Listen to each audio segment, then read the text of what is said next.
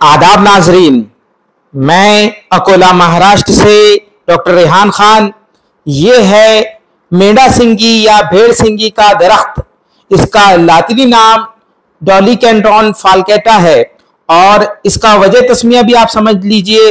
इसकी जो फलियां होती है वो भेड़ की सींग की तरह होती है। ये देखिए, ये वही फलियां हैं।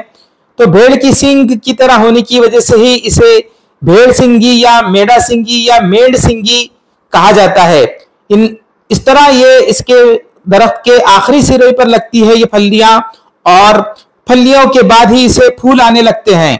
ये देखिए, ये इसके फूल जो कि तकरीबन अप्रैल से जुलाई के दरमियान आते हैं और फिर ये फलों में तब्दील होना शुरू होते हैं और फिर अगला अप्रैल आते आते फिर ये फलियां पक जाती हैं और फल गिरकर फिर फौरन ही इसे फूल लगते हैं दोबारा। इस तरह इसकी एक लाइफ साइकिल चलती है और इस किस्म के सफेद फूल होते हैं इसके। तो इन फूलों का भी मुआयना और मुशाहिदा कीजिए।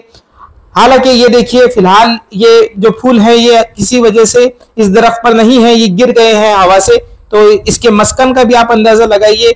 ये देखिए, ये ड्राई डेसिडियस लैंड का एक दरख्त है और इसकी मुफस्सिल शनाख्त भी मैं आपको बता रहा हूं और तिब्बी फवायद भी आगे बताऊंगा, लेकिन फिलहाल आप इसके मस्कन का और इसके तमाम हिस्सों का अंदाजा लगाने की कोशिश कीजिए। ये देखिए, इसका तना कुछ इस किस्म से नजर आता है। इसी के बाजू में आपको शतावर की जो बेल है वो भी नजर आएगी और ये देखिए, इसका तना कुछ इस किस्म से होता है। आज मेरी ये कोशिश है कि आपको इसकी मुफस्सिल शनाख्त मैं करवाऊं और इसकी तमाम हालतों की तमाम स्टेजेस की शनाख्त करवाऊं। तो ये देखिए, इस किस्म से इसका तना होता है और काफी ऊंचा ये दरख्त होता है। तो ये देखिए, इसका तना और इसके पत्ते, इसके पत्तों को भी मैं आपको तफसील से बता देता हूं। तो ये देखिए, इसके पत्ते दरख्तों पर कुछ इस किस्म से लगे हुए होते हैं और इन पत्तों की जसामत का भी आप अंदाजा लगाने की कोशिश कीजिए।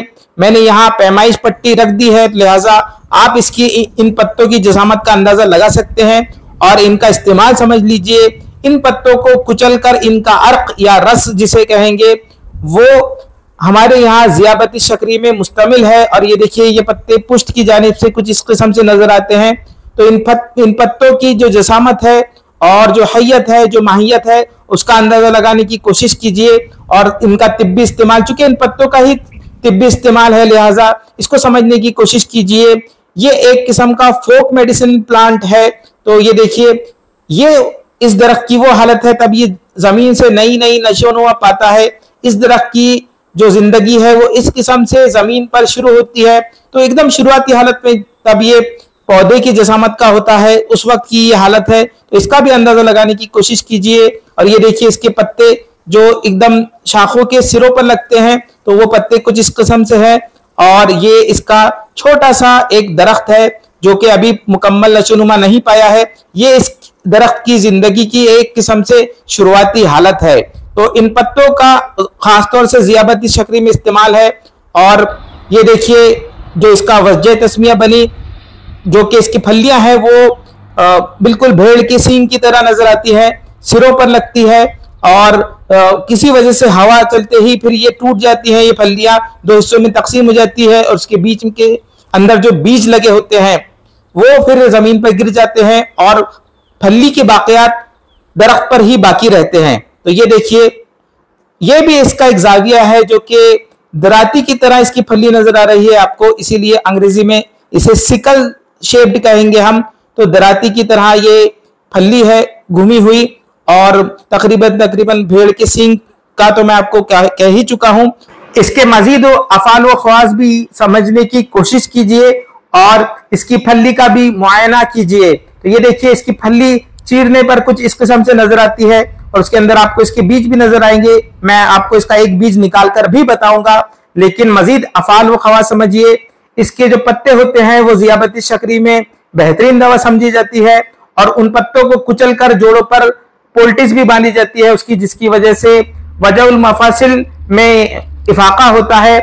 क्योंकि ये जो पत्ते होते हैं ये गैर तबई बलगम का तनकिया करने के लिए मुश्तमिल है। और ये देखिए, इसका जो बीज है कुछ इस किस्म से नजर आता है, हल्का होता है ये और इसके बीज के अंदर बीच में बीज होता है। तो ये देखिए, जो कि हवा से उड़ जाता है। इसकी जसामत का भी आप अंदाजा लगा सकते हैं पैमाइश पट्टी की बिना पर। तो ये देखिए, इस किस्म से इसके बीज होते हैं जो कि हवा से फैलते हैं और फिर जमीन में पेवस्त होकर एक नए दरख्त की शुरुआत होती है। लेकिन इसके तिब्बी इस्तेमाल में सबसे अहम चीज एक तो ज़ियाबत शकरी है और गैर तबई बलगम का जिस्म से तनकिया है। हालांकि कुछ लोग कहते हैं कि सौदावी मादे का भी ये तनकिया करता है। तो ये है मेड़ा सिंगी का दरख्त।